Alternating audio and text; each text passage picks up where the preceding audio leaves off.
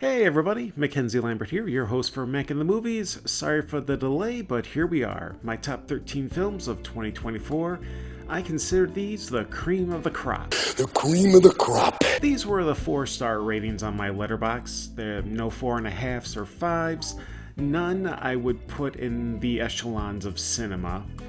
And there were plenty of films I didn't see, so if it's not on my letterbox, I didn't see it. For the first 3 films, these are the ones I was fortunate enough to catch at last year's Amazing Fantasy Fest.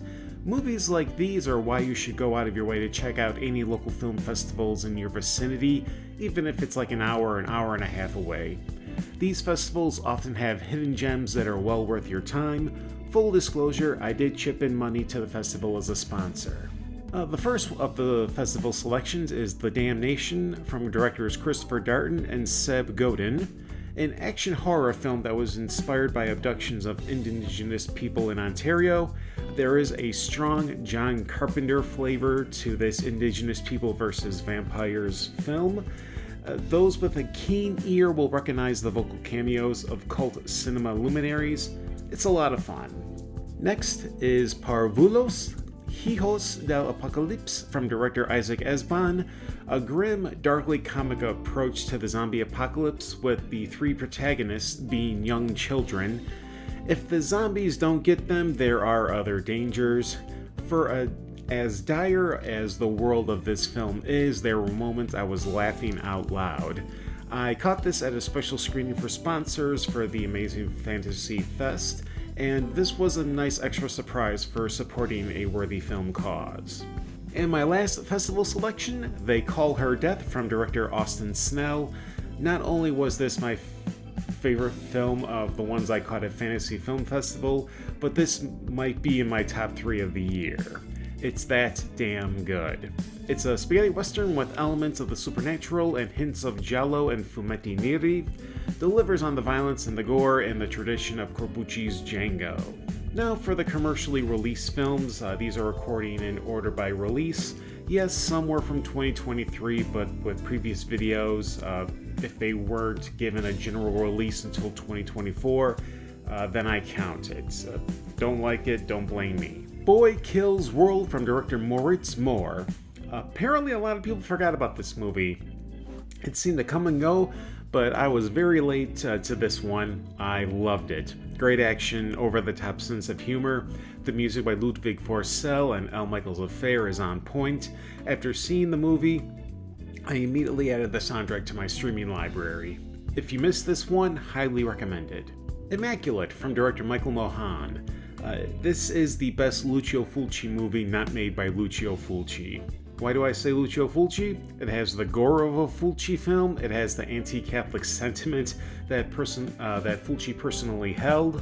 This movie was not even on my radar until forced birth Republicans were speaking out against it. The fact that this movie was making the right people angry only made me want to see it more. And that ending. Oh man, did that ending deliver. More movies like this, Sydney Sweeney, please. Challengers from director Luca Guadagnino. I must admit I was not a fan of the Suspiria remake, but I thoroughly enjoyed Challengers. This felt like Bull Durham but for tennis and with the screenwriting panache of Christopher Nolan's Memento. It plays with chronology. This is one you must pay attention to because of the time jumps in the plot. Abigail from directors Matt Bettinelli-Olpin and Tyler Gillett. The minds behind the past 2 Scream movies deliver a horror movie that was the most fun I've had since probably when I first saw Evil Dead 2 or From Dusk Till Dawn. A great cast, a horror movie that blends the right amount of comedy, but it doesn't forget it's a horror film. Gory, but Peter Jackson funny gory. Dead Alive funny gory. The Ministry of Ungentlemanly Warfare from director Guy Ritchie.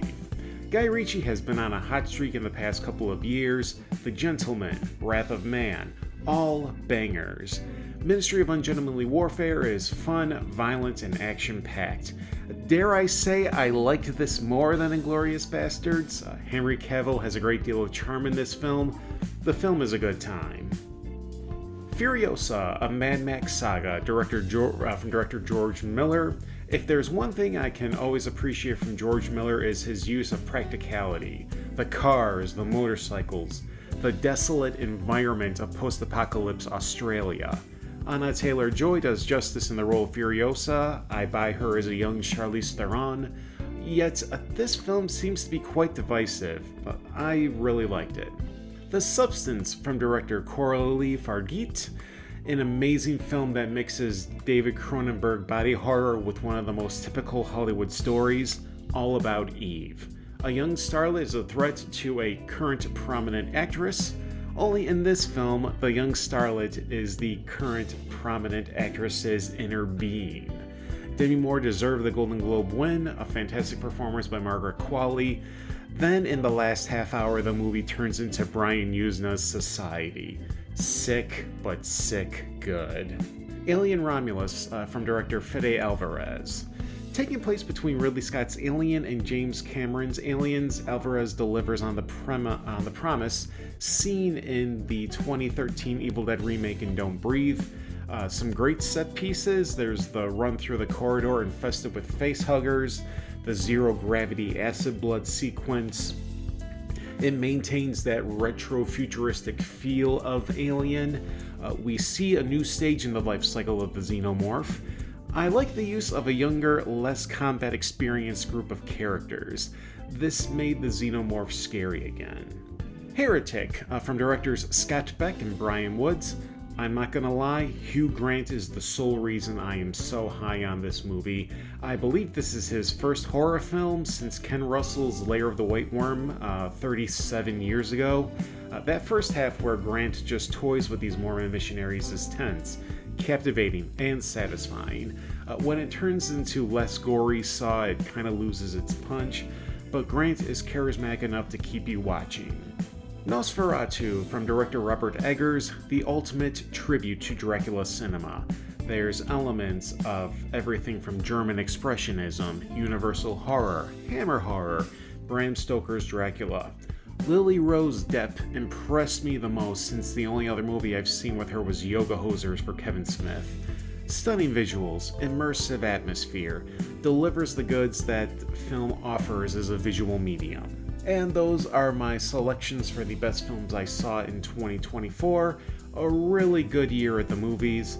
Nothing really on my radar for 2025 at this point except for Companion and The Wolfman. Heck, 90% of the movies I saw this year weren't on my radar. Sometimes just going in blind is its own benefit.